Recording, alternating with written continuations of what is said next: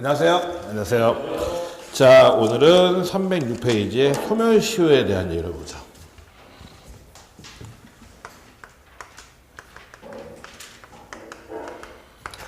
자, 소멸시효가 이제 마지막 파트인데, 이 소멸시효에도 시험은 한 동작은 나오는데, 이 소멸시효가 일단 시효제도라는 게 있는데, 시효는 두 가지가 있어요.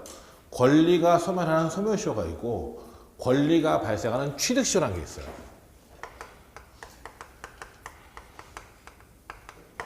그래서 저번 9시월 진도 때 잠깐 얘기했었는데, 우리 이제 물권법에 보면, 부동산, 소유의 사로 20년간 공연 평안하게 부동산을 점유하면 등기하면서 소유권을 취득할 수 있게 되어 있어요. 그래서 내가 땅을 몇 년간? 20년간 소유의 사로, 내가 가진 사로 공연 평안하게 분쟁 없이 점유하면 등기하면서 내가 소유권을 취득할 수가 있게 돼요. 그게 이제 부동산 점유취득시효인데, 그건 나중에 이제 물권법 시간에 자세히도 얘기를 할 거예요. 아무튼 그 취득시효라는 게 있고, 권리를 취득하는 취득시효가 있고, 그 다음에 소멸시효는 말 그대로 권리가 어떻게 하는 거예요? 소멸되는 거예요. 소멸되는 걸 소멸시효라고 하는 거예요. 그래서 둘 다 시효제, 두 개 합해서 이제 시효제 들어가는데, 소멸시효는 민법 총칙에 있고요. 그 다음에 취득시효는 물권법에 규정이 되어 있어요. 그래서 소멸시효는 민법 총칙에 규정되어 있고, 취득시효는 물권법에 규정이 되어 있죠. 그래서 지금은 이제 민법 총칙 공부하니까 이제 소멸시효부터 보는 거죠. 그럼 소멸시효가 뭐냐 했을 때, 소멸시효는 일정 기간 권리를 행사하지 않으면 권리가 없어지는 제도를 뭐라면 소멸시효를 한 거라는 거예요. 일정 기간 권리를 행사하지 않으면 권리가 소멸한 제도. 이거 소멸시효 들어가는데, 소멸시효제를 왜 두느냐? 소멸시효제도의 입법 취지가 뭐냐 했을 때, 우리가 법원 중에 그런 얘기가 있어요. 뭐가 있냐면, 권리 위에 잠자한 자는 보호하지 않는다. 소멸시효제를 만든 이유가 그 얘기다. 권리 위에 잠자한 자는 보호하지 않는다. 즉, 권리가 있으면 권리를 행사해야 돼요, 말아야 돼요? 행사해야 되는데, 장기간 권리를 행사하지 않은 사람은 법적으로 보호할 가치가 없다라는 얘기예요. 그래서 권리 위에 잠자한 자는 보호하지 않는다. 이것이 이제 소멸시효제 입법 취지인데, 그럼 뒤집어 얘기하면 권리 위에 잠자한 자는 보호하지 않는다 했으니까, 권리 위에 잠자하지 않고 권리를 행사하는 사람은 보호해야 돼요, 말아야 돼요? 해야죠. 그래서 시효의 중단이라는 게 있어요. 이 시효의 중단은 뭐냐면, 시효가 쭉 가다가 스톱, 멈춰요. 멈추고 처음부터 다시 시작해요. 이걸 시효의 중단이라고 해요. 그럼 시효의 중단은 여러 가지 사정이 있는데, 법에 있는데, 내가 재판상 청구, 소송을 제기해요. 그럼 소송을 제기한다는 것은 내가 권리 위에 잠자는 거예요? 권리 행사하는 거예요? 법적으로 권리 행사하고 있는 거죠. 소송을 제기한다는 것은 내가 법적으로 권리 행사하는 거 아니에요. 그러니까 권리 위에 잠자는 사람이 아니라는 거죠. 따라서 시효가 중단되게 되어 있어요. 아니면 상대방에 대해서 압류나 가압류 들어가는 거죠. 그럼 법적으로 나의 권리를 행사하는 거죠. 시효가 중단되게 되어 있어요. 그 다음에 이제 상대방이, 채무자가 채권자 상대로, 너 권리 인정해 줄게, 승인이라는 건데, 그래도 시효가 중단되게 되어 있어요. 그래서 시효의 중단은 그런 거고, 미리 얘기하자면 시효의 정지라는 것도 있어요. 시효의 중단과 시효의 정지는 달라요. 시효의 중단은 시효가 쭉 가다가 멈추고 처음부터 다시 시작하는데, 시효의 정지는 쭉 가다가 멈추고 일정 기간만 진행돼요. 대개 6개월이에요. 시효의 중단과 정지가 달라서 시효가 중단되면 중단되고 처음부터 다시 시작하는데, 시효의 정지는 쭉 가다가 정지, 스톱이죠. 잠깐 멈췄다가 6개월, 대개 6개월만 더 진행돼요. 1개월짜리가 6개월짜리가 있는데 다 6개월이고, 천재지변만 1개월인데 이렇게 돼 있어요. 한마디로 해서. 자, 그러면 어떻게 좀 이따 더 넣고, 소멸시효를 공부할 때 크게 세 가지 파트가 있어요. 문제라는 게. 어떻게 하냐면, 일단 시효가 대상이냐, 소멸시효의 대상이 되는 권리가 뭐가 있느냐, 첫 번째. 두 번째, 언제부터냐. 그 다음에 몇 년이냐. 이 세 가지가 큰 카테고리예요. 그래서 시효의 대상이 되느냐, 그 다음에 언제부터 시작하느냐, 그 다음에 몇 년이냐 이거예요. 근데 이제 가장 기본적인 법칙은 두 가지가 있는데, 자, 제가 가끔 얘기했을 건데, 채권은 몇 년? 10년간 행사하지 않으면 시효로 소멸한다고 되어 있어요, 법에. 채권은 몇 년? 10년. 그 다음에 법에 보면 채권 및 소유권 이외의 재산권은 20년간 행사하지 않으면 시효로 소멸한다고 되어 있어요. 그래서 원래 채권의 소멸시효는 몇 년이에요? 10년이고, 채권 및 소유권 이외의 재산권, 그 외의 재산권은 몇 년? 20년의 소멸시효가 걸린다라고 우리 법에 되어 있는 거죠. 그러면 자, 소멸시효의 대상 첫 번째. 시효의 대상이 되는 것은 뭐냐? 뭐가 시효의 대상이 되느냐 했을 때, 자, 우리 민법은 물권법이 있고 뭐가 있어요? 채권법이 있고 친족 상속법, 가족법이 있죠. 민법 총칙, 물권법, 채권법, 친족 상속법 네 파트가 있잖아요. 한마디로 말해서. 그러면 이 중에서 친족 상속, 가족법 관계죠. 가족법 관계에서 내가 우리 아들 방치했어. 10년간. 그럼 친권이 소멸할까요? 소멸하지 않을까요? 알죠? 그래서 가족법상 걸리는 시효의 대상이 아니에요. 결국 시효의 대상은 결국 물권과 채권, 재산권만이 시효의 대상이죠. 재산권만이 시효의 대상일 밖에 없어요. 그쵸? 그 중에서 방금 얘기했잖아요. 채권은 몇 년? 10년. 그러니까 채권은 소멸시효의 대상이 될 수 있죠. 그 다음에 채권 빼고 소유권 빼고 자 그러면 채권하고 물권이잖아요. 그럼 물권에는 소유권이 있고 그 다음에 제한물권이 있는데 제한물권 다시 용익물권이 있고 담보물권이 있다. 용익물권에는 지상권, 지역권, 전세권이 있고 담보물권 유치권, 질권, 저당권이 있어요. 뭐 점유권도 있지만 점유권도 있죠. 원래 점유권이 있고 본권이 있고 본권에 사실 소유권, 제한물권 이렇게 되는데 자 일단 우리 민법엔 8개의 물권이 있죠. 점유권, 소유권, 지상권, 지역권, 전세권, 유치권, 질권, 저당권 이렇게 8개의 물권이 있는데 자 채권 및 소유권이 지상권이라고 했죠. 채권 빼고 못 빼고 소유권 빼고 그렇죠? 그 다음에 점유권은 소멸시효에 걸리느냐. 점유권이라는 것은 그 사람이 정당한 권한이 있느냐 없는지 묻지 아니하고 점유하고 있는 상태만 보호하는 걸 뭐라 하냐면 점유권이라고 하죠. 자, 나는 이 책의 소유자야 아니야? 소유자죠. 나 이 책 점유하고 있다는 거죠. 점유라는 게 뭐예요? 소지하고 있다는 거죠. 그 사람의 집에 범위 내는 걸 점유라고 하는 거죠. 그럼 나는 이 책의 소유자이자 뭐예요? 점유자예요. 나는 이 책에 대해 소유권도 있고 뭐도 있어요? 점유권도 있어요. 도둑놈이 내 책을 훔쳐갔어요. 그렇죠? 걔는 책에 대한 소유권이 있어요, 없어요? 없죠? 근데 걔도 점유해 안 해? 하죠. 도둑놈도 점유권이 있는 거죠. 나는 이 건물의 소유자가 아니에요. 나는 이 건물을 빌려 쓰는 사람이에요. 임차인이에요. 그렇죠? 그러면 나는 이 건물에 대한 소유권이 있어요, 없어요? 없죠? 나는 이 건물 점유해 안 해? 점유하죠. 나는 점유권이 있는 거예요. 그 사람이 어떤 권한이 어찌 묻지 않냐고 점유하고는 자신 상태만 보는 걸 점유권이라고 하는데 이 점유권은 점유하고 있으면 되는 거니까 점유를 상실하면 점유권 어떻게 돼요? 나 잊어먹었어 이거. 책 잊어먹었죠? 점유권 있어 없어 이제? 없죠. 그러니까 이건 소멸시효에 걸릴 일이 없어요. 점유하고 있는 상태만 모아야 한다. 그러니까 점유권도 소멸시효의 대상이 아니에요. 그러면 결국 제한물권인데 소유권 빼고 점유권 뺐으니까 제한물권인데 용익물권이 있고 뭐가 있다? 담보물권이 있다. 그럼 유치권, 질권, 저당권인데 잠깐 다시 한번 설명하면 일단 저당권이나 담보물권은 뭐냐 했을 때 여러분 부동산에 대한 담보를 뭐라 한다? 내가 은행에서 1억 빌렸죠? 은행에서 나 뭘 믿고 빌려줘? 부동산에 대한 담보 제공하죠? 부동산에 대한 담보가 뭐예요? 저당권, 동산은 질권, 그렇죠? 부동산에 대한 담보는 저당권이고 동산에 대한 담보는 질권이고 유치권은 이제 법정 담보물권인데 자 이제 문제는 뭐냐면 유치권, 질권, 저당권은 채권을 담보하게 한 거죠. 즉 다시 말해서 을이 갑한테 1억을 빌려주면서 널 뭘 믿고 빌려주냐 해가지고 갑소유의 부동산에다 뭐 설정한다? 저당권 설정하는 거죠. 그렇죠? 그러면 이 저당권이라는 것은 이 채권을 담보하게 한 거예요. 한마디로 말해서. 그러면 채권이 없어지면 저당권 어떻게 될까요? 없어지지. 채권이 있어야 저당권이 있는 거죠. 채권이 소멸하면 저당권도 어떻게 돼요? 소멸하는 거예요. 그건 부종성이라고 하죠. 아직 담보물권 시간에 나오는데 그걸 부종성이라고 해요. 채권. 담보물권 부종성이 있어서 자 갑이 1억 갚았어요. 갚았죠? 그럼 1억 있어 없어? 채권. 없죠? 그럼 저당권은? 없어. 소멸해요. 등기돼 있어도 상관없어요. 돈을 갚는 순간 저당권은 무조건 소멸이에요. 왜냐하면 부정성 때문에. 그러면 채권의 소멸시효가 몇 년? 10년. 10년이라며. 그럼 저당권은 20년의 소멸시효 걸릴 일이 없지. 채권이 소멸하면 담보물권도 어떻게 된다? 소멸하니까 담보물권이 독자적으로 20년의 소멸시효 걸릴 일은 없다는 거예요. 모든 담보물권이. 그렇잖아. 그렇잖아요. 그러니까 결국 소멸시효에 걸리는 건 못 받냐면 용익물권밖에 없어요. 지상권, 지역권, 전세권밖에. 그래서 원래 채권 소멸시효는 몇 년? 10년. 채권 및 소유권 이외의 재산권 몇 년? 20년인데 결국 20년의 소멸시효에 걸리는 건 뭐밖에 없냐면 뭐예요? 용의물권밖에 없는 거예요. 담보물권은 안 되고 당연한 얘기지. 담보물권 채권이 없으면 담보하게 한 거니까. 알겠죠? 뭔 얘기인지. 이게 소멸 대상이에요. 일단.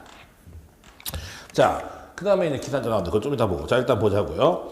306페이지를 보세요. 소멸시효의 일정한 사실 상태가 오랫동안 계속된 경우 그 상태가 진정한 권리 상태에 합치하는가 여부를 묻지 않고 그 사실 상태를 그대로 권리관계로서 인정하는 제도다. 시효가 완성되면 권리를 취득하는 취득시효와 권리가 소멸하는 뭐가 있다? 소멸시효가 있다.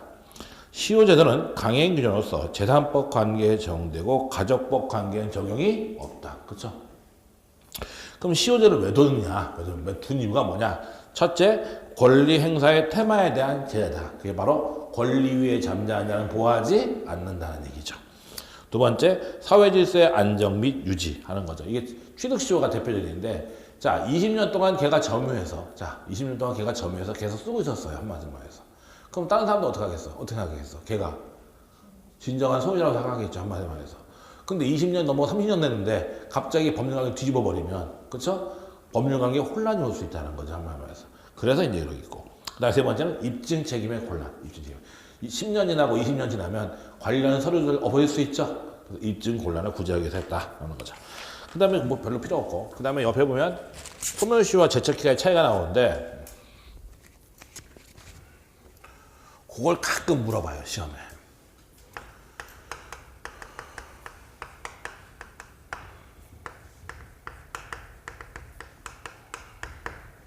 자, 소멸시효와 제척기간은 어떤 차이가 있냐면 소멸시효의 대상은 뭐라냐면 재산권이라고 했죠. 채권 및 소유권, 재산권. 채권 및 물권, 재산권이 소멸시효 대상인데 제척기간은 형성권이에요. 형성권이란 뭐냐면 하나의 의사표시에 의해서 나 혼자 의사표시하면 바로 법률관계가 바뀌어버린 거예요. 상대방이 노예도 소용없어요. 한마디로 해서. 무조건 법률관계가 바뀌는 것을 형성권이라고 하는데 대표적인 뭐냐면 취소권. 자, 취소해야 했죠 내가? 상대방이 너 싫어요 해도 취소된 거야 안 된 거야? 내가 제한력자예요. 취소했어요. 상대방 노 해도 취소했어요 안 됐어요? 됐죠? 그렇죠? 나 혼자 의사표시하면 무조건 상대방 노 할 수가 없어요. 무조건 끝난 거예요. 한마디로 해서. 자, 여러분 옛날에 배운 것 중에 그게 있죠. 유언, 뭐 채무면제. 자, 채무면제 하죠. 채무면제 줄게 했다는 거예요. 그렇죠? 뭐예요? 단독행위 계약이에요. 단독행위죠. 상대방 있는 단독행위죠.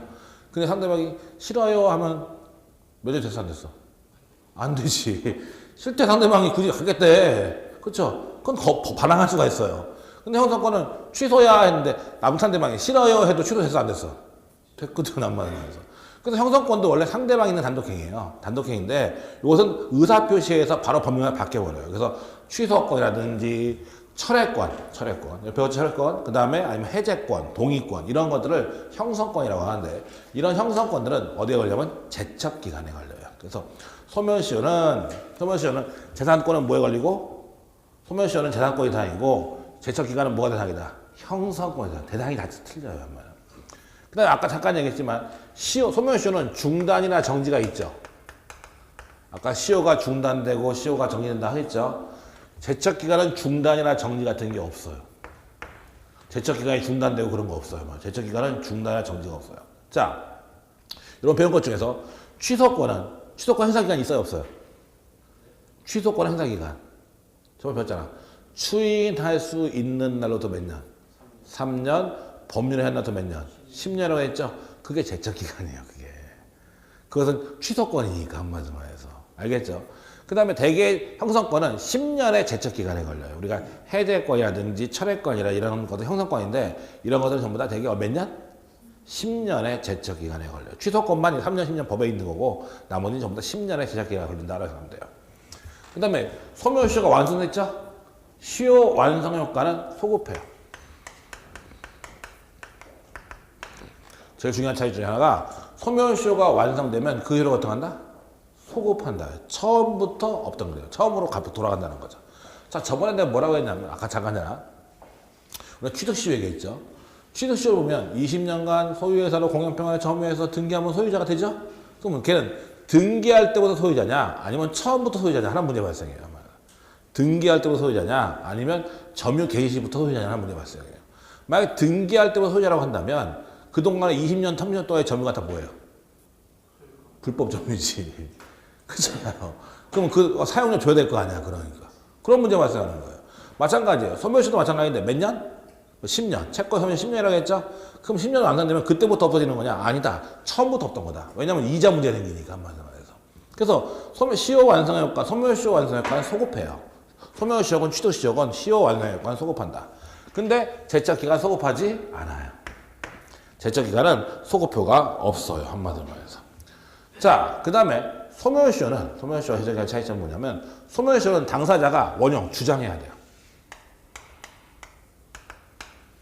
근데 제척기간은 직권조사상이에요. 즉, 항변사항인데, 얘는 항변사항인데, 제척기간은 직권조사상이에요. 이게 뭔 소리냐면, 자, 생각해보자고요.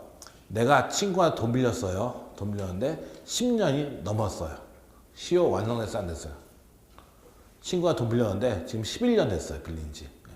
완성됐어? 안 됐어? 됐죠? 갚아야 돼? 안 갚아야 돼? 안 갚아도 되죠? 근데 이제 친구가 나보고 돈 갚으라고 소송제기했어요. 그렇죠? 그럼 난 소송에 나가죠? 나가서 시효 완성됐다고 얘기를 해야만 법원은 그걸 고려해요. 뭐야, 주장해야 된다고 했죠? 항변사항이라고. 그래서 시효가 완성됐다고 주장해야만 그래서 내가 법원에 나가서 저기요, 제가 빌려준 거 11년 됐거든요? 시효 완성됐어요 라고 얘기해야만 법원은 판단을 해요. 내가 얘기 안 하죠? 그러면 법원은 야, 돈 갚아라. 판결 때려요. 시효가 소멸시효 완성됐다 하더라도. 근데 제척기간은 공익적 사항이기 때문에 이건 직권조사상이에요. 내가 주장 안 해도 제척기간이 지났는지 안 지났는지는 법원이 알아서 판단해요. 직권조사상이라는 것이 법원이 알아서 판단한다는 얘기죠. 그래서 이런 차이가 있어요. 한마디로 말해서. 그 다음에 시효이익의 포기 나오는데, 어디요? 봐야 되는데. 시효이익은 포기할 수 있어요. 근데 제척기간은 포기할 수가 없어요. 뭔 소리냐면, 아까처럼 내가 시효가 완성했으니까 돈 갚아야 돼요? 안 갚아도 돼요? 안 갚아야 되죠? 근데 내가 갚을래 할 수 있어요? 없어요? 있죠. 시효이익을 어떻게 한 거예요? 포기한 거지. 그렇죠. 내가 시효이익이 있는데 그걸 포기하고 갚겠다는 거죠. 그래서 시효이익은 포기할 수가 있어요. 그래서 제가 갚을래요 할 수 있다는 거죠.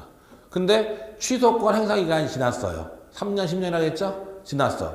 야, 너 취소권 행사해도 돼? 할 수는 있어 없어? 없다. 한마디로. 그래서 시효이익은 포기할 수 있지만 형성권은 제척기간은 포기할 수가 없어요. 한마디로. 이게 가장 기본적인 소멸시효와 제척기간의 차이점이에요. 차이점. 그래서 가끔 물어요. 이거 시험에. 가끔 물어보는데 특히 이제 소급표가 있느냐 없느냐 이런 거 많이 물어보고 그다음에 주장해야 되느냐 말아야 되느냐 이런 거 잘 물어보니까 기억하면 되는 거죠. 거기 밑에 보면 나와 있죠. 307페이지에 보면 소급표가 있느냐 없느냐, 중단 제도가 중단 정지가 있느냐 없느냐, 직권 고려 사항이냐 아니냐 나와 있죠. 뒷전 넘기면 완성 효과는 필요 없고 시효이익의 포기를 할 수 있느냐 없느냐 이런 게 나오죠. 한마디로 해서 보시면 되고 그 다음에 기단점 나중에 보면 되는 것이고 자 그 다음에 판례도 마찬가지인데 두 번째 보세요. 소멸시효는 중단이 있으나 제척 기간에 대해서는 소멸시효와 같이 기간의 중단이 있을 수가 없다. 나오죠. 그래서 소멸시효는 중단이나 정지가 있는데 제척 기간은 그런 거 없다. 3번 보세요. 3번 판례. 소멸시효의 기단점은 변론주의 적용 대상으로 법원은 당사자가 주장하는 기산일을 기준으로 소멸시효를 계산해야 한다. 이에 비해서 제척기간이 도과한 여부는 당사자의 주장에 관계없이 법원이 당연히 조사해서 고려할 사항이다. 나와 있죠. 그래서 소멸시효는 당사자가 어떻게 해야 돼요?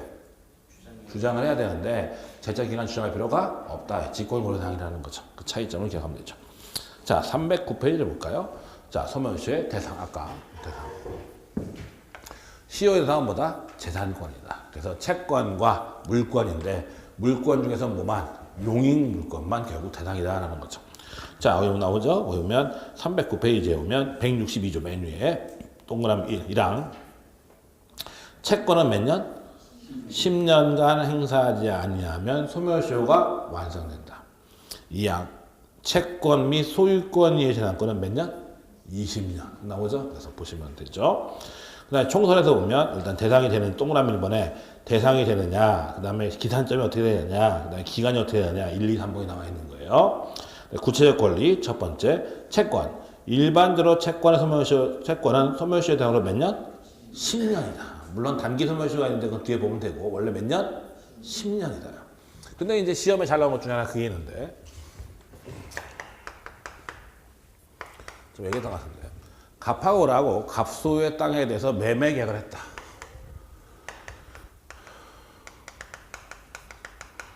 그럼 을은 매매 계약만 하면 소유자예요? 등기해야 소유자예요? 등기해야 소유자죠. 법률에 있는 물권분들은 등기하라 했으니까. 그런데 그럼 등기서를 넘겨줘야죠. 근데 등기를 안 해준다 이거예요. 한마디로 말해서. 그럼 을은 갑보고 등기해 주세요 요구할 수 있어요? 없어요? 있죠. 그걸 등기 청구권이라고 한다. 그러면 을의 갑에 대한 등기 청구권은 채권이에요? 물권이에요? 채권이죠. 을은 아직 소유자예요? 아니에요? 아니죠. 그러니까 저 등기 청구권은 뭐에 불과하다? 채권적 청구권에 불과하다. 그러면 채권 청구권은 몇 년? 10년에 몇 년? 소멸시효에 걸리는 거예요. 그러니까 을은 몇 년 내? 10년 내에 등기해야만 소유권을 취득하는 것이고 10년 등기 청구권이 있는 거죠. 10년 지나버리면 등기 청구권이 없어지는 거예요. 샀어도 등기를 못하는 거죠. 한마디로 말해서. 등기 청구권이 채권이니까 몇 년 소멸시효? 10년 소멸시효니까. 근데 이제 이런 문제 발생한다는 거예요. 옛날 어르신들 많이 그랬는데, 옛날 사람들. 자, 갑하고라고 땅 팔죠? 땅 팔고, 그런다는 거예요. 땅 팔아놓고서, 아이고, 논 팔아서 논 팔고, 아이고, 김서방 땅 샀죠? 등기해야 되는데, 아이, 등기는 뭐 천천히 하지 뭐. 나중에 하지. 농사져 너가 이제 팔았으니까. 팔고, 등기는 안 하고, 을 보고 이제 네가 샀으니까, 너 이제 농사져라고 줘버리는 거예요. 한마디로 말해서. 그렇게 되는 거죠. 그러면, 땅은 지금 현재 누구 소유예요? 갑이 소유하고 있죠? 왜? 등기 안 했으니까 소유자 아니지. 점유는 누구 하고 있어요? 을이 점유하고 있죠. 근데 얘는 소유자 아니죠? 그럼 얘는 등기 청구권은 몇 년? 10년에 소멸시효 걸리는 거죠, 원래. 근데 얘는 뭐 하고 있다? 점유하고 있죠. 그럼 이때 등기 청구권의 소멸시효가 진행되느냐에 대해서 우리 판례가 뭐라고 하냐면 등기 청구권은 몇 년에서 10년에 소멸시효에 걸리지만 그걸 점유하고 사용하고 있잖아, 지금 쟤는, 을은. 사용했다는 것은 권리 위에 잠자한 자가 아니라는 거예요. 따라서 점유하고 있으면 소멸시효가 진행되지 않는다. 그래서 등기청구는 몇 년? 등기청구는 몇 년? 10년. 법률행위로 한 등기청구는 10년의 소멸시효에 걸리는데, 그쵸? 점유하고 있으면 소멸시효가 진행되지 않는다라는 게 우리 판례의 태도예요. 한마디로 말해서. 자, 근데 그런 것도 있어요. 을이 지금 농사 짓고 있죠? 농사 짓다가 또 이 양반이 병한테 또 팔아요. 또 팔고 또 점유 넘겨요, 이쪽으로. 소유자 누구예요? 갑. 갑이죠? 갑이 소유자잖아. 근데 점유는 누가 하고 있어, 이제? 병이 하고 있죠? 그럼 을은 갑에 대한 등기청구권이 있는데, 등기청구권 소멸시효는 10년인데, 점유하고 있으면 소멸시효가 걸리지 않는다. 진행되지 않는다고 했는데, 팔았잖아. 이제 점유해 안 해, 얘가. 안 하죠. 그럼 팔아서 점유 안 하는 순간부터 을의 갑에 대한 등기청구권 소멸시효가 다시 진행되느냐 하는 문제가 발생했다는 거예요. 이에 대해서 우리 판례는 뭐라고 하냐면, 점유하고 있으면 소멸시효가 진행되지 않죠? 않는데 그것은 소극적으로 자신의 권리 행사하는 것이고 팔았다는 것은 내가 땅을 팔았다는 것은 보다 더 적극적인 권리 행사의 일환이다. 따라서 얘가 팔아도 그것도 팔아도 적극적으로 권리 행사한 것이기 때문에 을의 갑에 대한 등기청구권 소멸시효가 진행되지 않는다.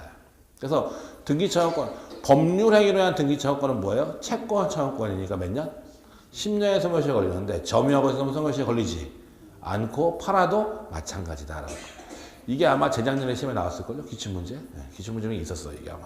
그래서 소멸시효에 대해서 이 문제가 나왔었어요. 한 말에서. 뭐 당연한 얘기라서 이런 거죠. 근데 모르는 사람이 있으니까. 갑소의 땅이 있죠. 근데 을이라는 애가 서류 위조해서 등기했어요. 지명으로. 그럼 갑은 을 보고 등기 말소 청구할 수 있죠. 갑소의 땅인데 을이 서류 위조해서 지명으로 등기했어. 그럼 갑은 을 보고 등기 말소라고 요구할 수 있죠. 그럼 등기 말소 청구권 있잖아. 등기 말소 청구권. 이건 채권이니까 물권이니까. 응? 갑이 을 보고 등기를 말소해달라 하는 건 요구하는 거는 채권이에요, 물권이에요? 물권이지. 갑은 뭐야? 소유자잖아. 지금 소유권에 의해서 얘기하고 있는 거잖아요. 뭐 을하고 계약했어요? 계약했어? 안 했잖아. 내가 소유권에 대해서 얘기하고 있는 거잖아. 한마디로 소유권에 대한 방해받을 정보란 말이야. 물건이에요. 그러니까 이것은 물건이고 소유권에 대한 거죠. 소멸시효에 걸리지를 않아요. 소유권에 대한 권리이기 때문에 한마디로 해서. 이건 물권 청구권이에요. 이건 채권 청구권이고 한마디로 해서. 간단해. 나중에 또 물권법 배울 때 다시 또 얘기할 텐데 간단해요. 물권자가 행사하는 권리는 뭐예요? 물권 청구권. 물권자가 행사하는 권리는 물권에 의해서 행사하는 권리는 물권 청구권이고 그렇지 않은 건 다 채권 청구권이죠. 뭐 한마디로 해서. 아무튼 요거 하나 주의해야 돼요. 그래서 거기부터 나오는데 채권에서 이어서 보면 매매 등 법률 행위로 인한 소유권 이전 등의 청구권도 채권적 청구권으로서 소멸시효에 걸린다. 그러나 매수로부터 목적물을 인도받아 사용 수익하는 경우에는 소멸시효에 걸리지 않는다고 한다.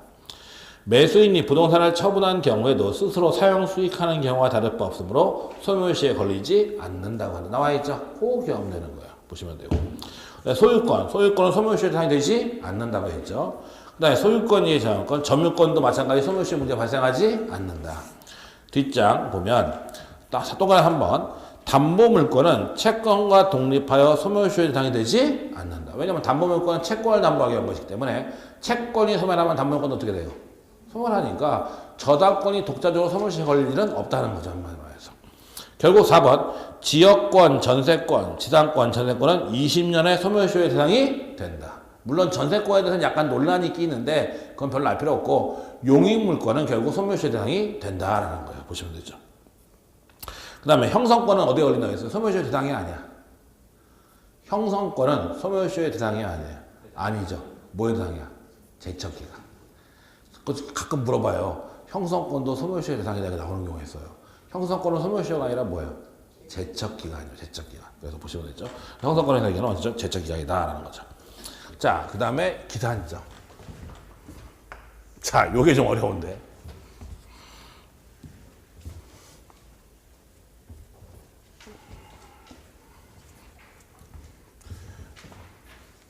자, 그러면 채권의 소멸 몇 년? 10년인데. 그럼 언제부터 10년이냐 하는 거예요. 언제부터 10년이냐. 소멸시효 기산점. 자, 이에 대해서 우리 법원에서는 시효는 소멸시효 기산점은 권리를 행사할 수 있을 때.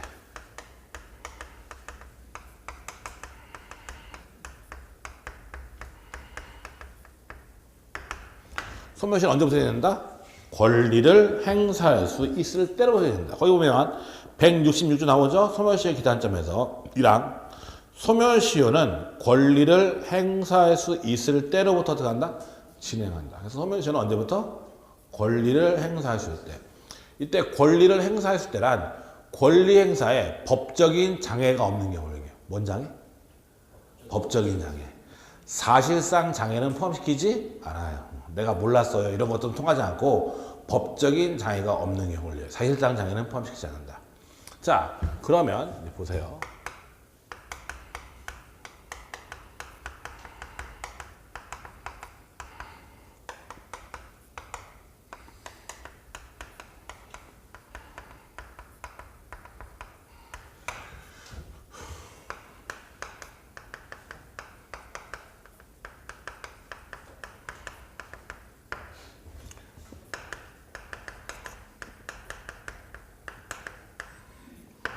이게 엄청나게 헷갈리는데 이게 되게 헷갈려요 이거.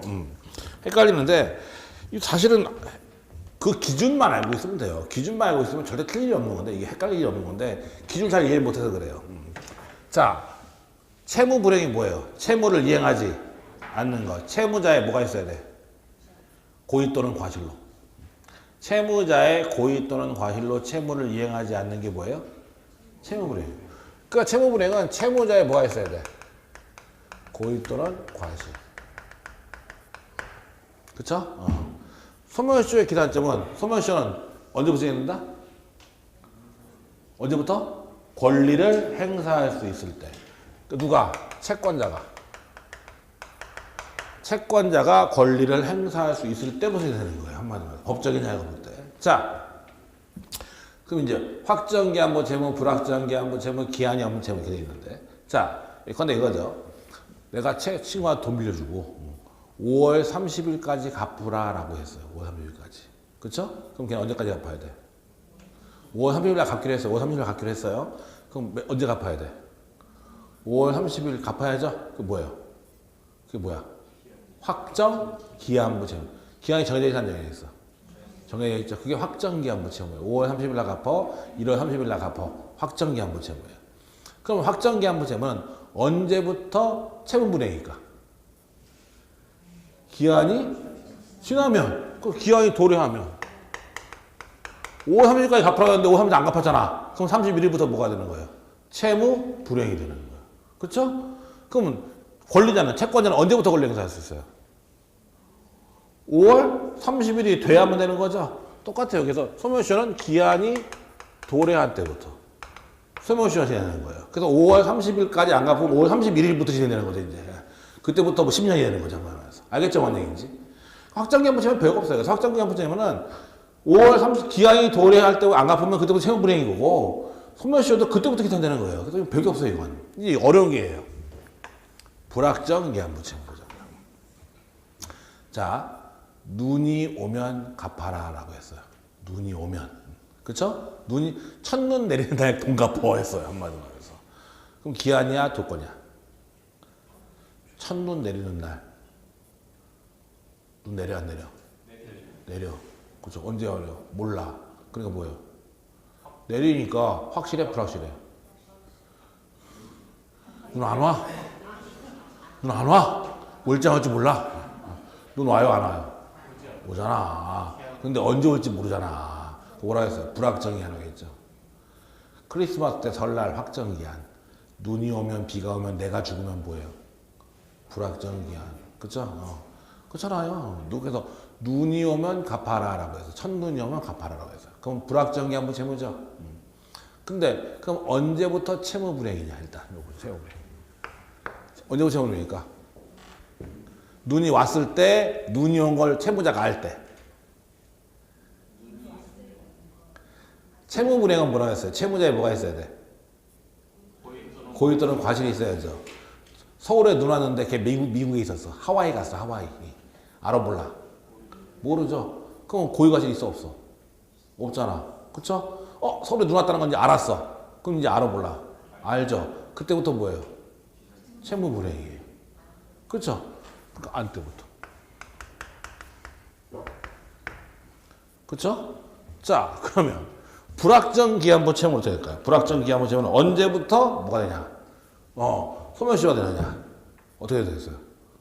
소멸시효는 언제부터 행사할 수, 소멸시효는 언제부터? 권리를 행사할 수 있을 때. 누가? 채권자가.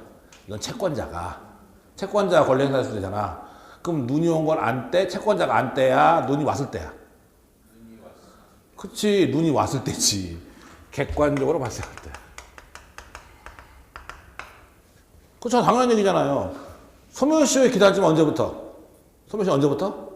권리를 행사할 수 있을 때. 누가? 채권자가 권리를 행사할 수 있을 때. 그럼 채권자가 권리 행사에 법적인 장애가 없을 때라고 했잖아. 사실상 장애 포함시키지 않는다 했잖아요. 그러니까 눈이 오면 채권자가 알던 모르던 권리 행사할 수 있어요, 없어요? 있지. 상관없잖아. 고의가 생긴 거 필요 없잖아, 한마디로 말해서. 그쵸? 그러니까 객관적으로 발생했을 때부터예요, 한마디로 말해서 이거는. 자, 그 다음에 기한이 없는 채무. 친구가 나한테 100만 원 빌려줬어요. 그리고 언제까지 갚으라고 얘기 없어요. 그쵸? 그럼 언제부터 난 채무 불이행이니까? 친구가 돈 100만 원 빌려줬어. 그리고 언제까지 갚으라 얘기 없었어. 그냥 빌려주기만 했어. 갚으라는 얘기 없이 그냥 빌려줬어요. 그럼 언제부터 채무 불이행이니까? 채무자에 뭐가 있어야 돼? 채무 불이행은 항상 채무자에 뭐가 있어야 돼? 고의과실. 채무자 입장에서 봐야 된다고, 그거는. 채무 불이행은 누구 입장에서? 채무자 입장에서. 채무자에 뭐가 있어야 돼? 고의과실이 있어야 돼. 그럼 돈 빌려줬죠? 돈 빌려주고 채권자가 나중에 돈 갚아라고 얘기할 수 있어요, 없어요? 있죠? 그럼 그때부터 갚아야 돼, 말아야 돼? 갚아야지. 그럼 그때부터 뭐가 되는 거예요? 채무 불이행이 돼요.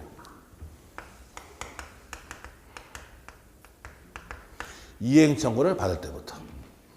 그러면 소멸시효는 언제부터? 권리를 행사. 누가? 채권자가 권리 행사할 때. 언제야? 빌려주자마자 갚으라고 할 수도 있어, 없어? 있지. 빌려주자마자 야 갚어 할 수도 있잖아요. 그렇지? 채권이 발생했을 때. 여러분 그 옛날에 그 TV 광고 보면 돈 빌려주고 바로 갚어! 그냥 안 받으면서 빌려주자마자. 그렇죠? 언제든지 갚으라고 요구할 수 있어, 없어? 빌려주자마자 언제든지 갚으라고 얘기할 수 있잖아요. 그럼 권리 언제 행사할 수 있어? 빌려줄 때부터 행사할 수 있거든, 그때부터. 알겠죠, 뭔 얘기인지?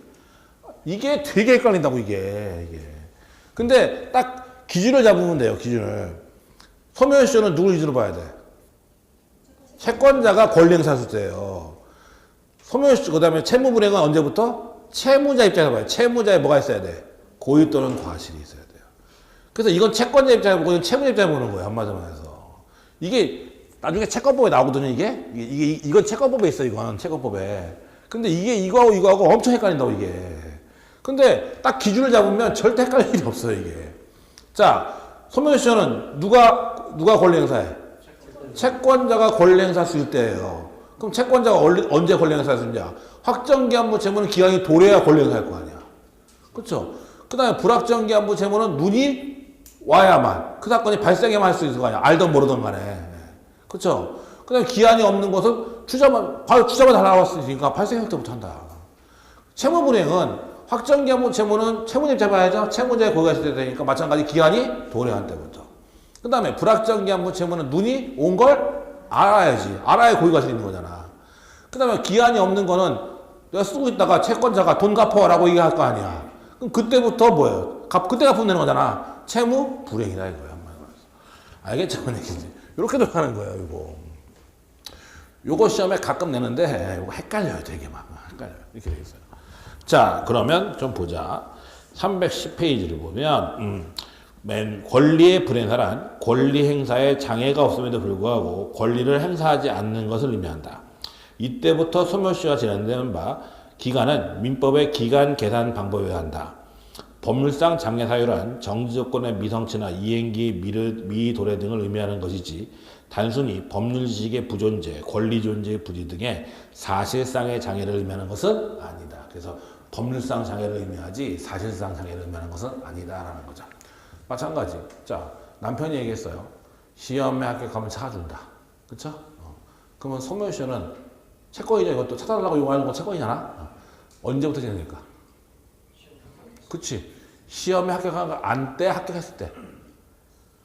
합격했을 때. 정지 조건부 권리죠, 이건. 정지 조건부 권리는 언제부터 권리 행사했으면 조건이 성취된 때부터 권리 행사할 수 있으니까. 정지 조건부 권리는 조건이 성취된 때부터 소멸시효가 진행되겠지. 당연히 한마디로 해서. 자, 옆에 보면 구체적 검토, 기한을 정한 부채권. 확정 기한부 채권은 기한이 도래한 때이다. 나와 있죠? 불확정 기한부 채권은 기한이 객관적으로 간 때 도래한 때. 그 다음에 기한을 정하지 않은 채권은 채권 성립 시. 나와 있죠? 그 다음에 정지조건부 권리는 당연히 언제부터? 정지조건부 권리는 조건이 성취한 때부터. 조건이 성취한 때부터. 그럼 채무 불이행이 있으면 채무 불이행에 따른 손해배상 청구할 수 있겠죠? 그럼 채무 불이행에 따른 손해배상은 언제부터? 손해가 채무 불이행이 있을 때부터. 손해배상은 그때 할 수 있으니까 한번 그 얘기 나오는 거죠. 선택조건은 필요 없고, 동시행의 한번까지 분석은 좀 이따 하고, 뒤로 넘어서 구상권부터 보죠. 구상권. 자, 그럼 보세요.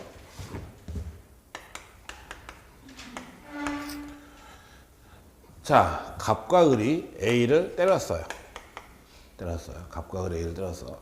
그러면 얘가 피해가 1000만 원이야. 그러면 얘들한테 남을 때리면 돼, 안 돼?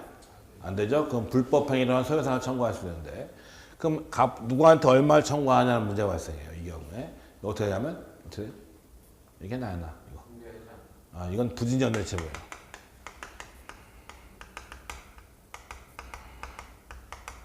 이걸 이제 공동 불법행위라고 하는데 2명 이상에서 불법행위라는 경우는 공동 불법행위라고 하고 공동 불법행위 경우에는 부진적 연대채무를 줘요. 한마디로 말해서 쉽게 말해서 연대채무를 지는 거죠. 그러면 얘는 1000만 원 피해봤죠? 피해보면 어떻게 청구하냐면 얘한테 청구할 수도 있고 얘한테 청구할 수도 있어요. 얘한테 1000만 원 청구할 수도 있고 얘한테 1000만 원 청구할 수도 있고 얘한테 500, 얘한테 500 청구해도 상관은 없어요. 얘 알아서 하면 되는 거예요. 한마디로 말해서. 그러니까 내가 맨날 하는 얘기 중에 하나가 그거죠. 올림픽, 월드컵을 했다. 월드컵을 하니까 우리가 이겼다. 16강에 주셔라 8강에 주셨다. 옛날에. 그러다 보니까 어떻게 하냐. 흥분한 인간들이 남의 차 위에 올라가서 뛰더라. 그쵸? 차 부셔먹더라. 한마디로 말해서. 그쵸? 그 10명이 뛰었는데 서로 아는 놈이야, 모르는 놈이야? 모르는 놈 10명 뗐죠? 내 차 부서졌죠? 잡아야 돼, 말아야 돼? 잡아야죠. 나 손해받아서 봤으니까 10놈 다 잡아야 돼? 한 놈만 잡으면 돼? 10놈을 다 잡아? 한 놈만 잡으면 돼? 한 놈만 잡으면 돼요. 10놈 다 잡을 필요 없어. 한 놈만 잡아서 걔한테 수리비 다 달라고 할 수 있어, 없어? 있어. 왜? 부지런의 집이기 때문에. 왜 나만 갖고 그래요? 안 통해요, 한마디로 해서. 그러니까 그런 일이 당하면, 누가 누구한테 맞더니 어떠니 간에 그런 일 당하면 무조건 어떻게 해라? 한 놈만 잡아라. 그 중에서 돈 있어 보이는 놈을 잡아야지. 없어 보이는 놈보다는 좀 명품백 들고 있는 놈들 잡아야죠. 웬만하면. 돈 있어 보이는 놈으로. 짝퉁이었어, 근데 알고 보니까. 그게 문제긴 하지만. 자, 아무튼 한 놈만 잡으면 되는 거예요. 그럼 한 놈 잡아, 얘 돈 갚아야 돼, 말아야 돼? 갚아야죠? 근데 5대 5야, 비율이. 그럼 돈을 갖고 나서 얘는 얘한테 다시 돈 달라고 할 수 있어요, 없어요? 500 달라고 할 수 있어요. 그걸 말하면 구상권이라는 거예요. 이걸 구상권이라는 거예요. 마찬가지예요. 보증 들어봤죠, 여러분들? 주체무자가 있고 뭐가 있어요? 보증인이 있어요. 주체무자가 있고 보증인이 있는데 주체무자가 안 갚을 걸 대비해서 보증을 세우는 거잖아요. 말해서. 근데 보증인이 갚을 수도 있어요, 없어요? 있죠. 그럼 보증인은 주체무자한테 돈 내놔 할 수 있어요, 없어요? 있어요. 그것도 구상권이에요. 그걸 구상권이라고 해요. 그럼 구상권은, 구상채권도 채권이죠? 이것도 몇 년? 10년에 소멸시효 걸리는데, 그럼 언제부터 10년에 소멸시효 걸릴 거냐 하는 문제가 발생하는 거예요. 언제부터일까? 얘가 맞은 날부터 10년이니까 얘가 돈 준 날부터 10년이니까. 그치, 당연한 얘기지. 줘야만 구상권이 발생할 거 아니야. 그쵸? 알겠죠? 뭔 얘기인지? 그래서 구상채권 보면 312페이지 맨 밑에 구상권. 교통사고 피해자들에게 손해배상을 한 공동불법행위자 1인의 다른 공동불법행위자에 대한 구상금 채권은 일반 채권과 같이 구상권자가 현실로 피해자에게 손해금을 지급한 때부터 몇 년? 10년. 나와 있죠. 그래서 구상권 채권은 마찬가지. 구상권이 발생해야 되니까 돈을 갚은 날로부터 10년이다라는 거예요. 한마디로 말해서. 알겠죠? 뭔 얘기인지? 그거 좀 주의하면 되고. 그 다음에 조금 어려운 게 이건데,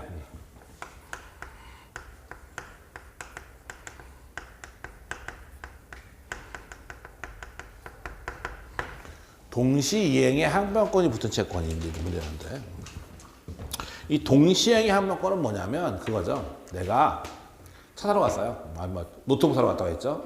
노트북 사러 가서 노트북 하나 주세요 했다는 거죠. 그랬더니 아저씨가 얼마예요? 100만 원 했다는 거죠. 오케이. 계약은 성립했어요, 안 했어요? 얼마예요? 100만 원? 오케이. 계약은 성립했죠? 노트북 주세요. 그럼 아저씨 뭐라고 그래? 돈 줘야지 하잖아요. 돈을 주는 것하고 노트북을 주는 것하고는 뭐다? 이행을 같이 해야 돼. 따라서 돈을 주기 전까지는 노트북을 준다, 안 준다? 안 준다. 그래서 돈 줄 때까지 노트북 인도를 거절하는 것을 동시이행의 항변권이다 라고 얘기를 해요. 그럼 보자. 땅 팔았어요. 뭐 계약금 5월 1일 날 계약금하고 잔금만 있다가 있자. 5월 1일 날 계약금 1,000만 원 주고 5월 30일 날 잔금 9,000 주기로 했어요. 그럼 잔금하고 서류 주는 건 뭐예요? 자, 그럼 5월 30일 날 얘는 얘한테 뭘 줘야 돼?